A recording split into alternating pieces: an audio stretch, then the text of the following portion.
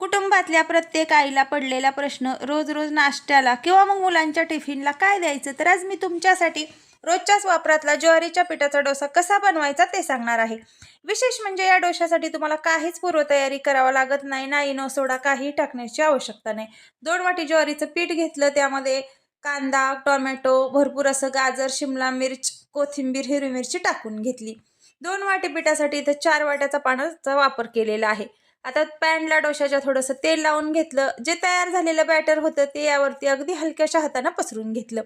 ज्या पद्धतीने यामध्ये मी भाज्यांचा वापर केलेला आहे, तुमच्या आवडीनुसार तुम्ही कोणत्याही भाज्या यामध्ये टाकू शकताय. इथे बघा, आता आपण याला थोडंसं तेल लावून घेतलेलं आहे. अगदी कुरकुरीत आणि हेल्दी असा आपला ज्वारीच्या पिठाचा डोसा तयार झालेला आहे. हा डोसा बनवण्यासाठी तुम्हाला कोणतीही पूर्वतयारी करावी लागत नाही. अगदी 5 मिनिटात हा डोसा तयार होतो. तुम्हाला कसा वाटला ते सांगा. चॅनलला मात्र आपल्या सबस्क्राईब करायला विसरू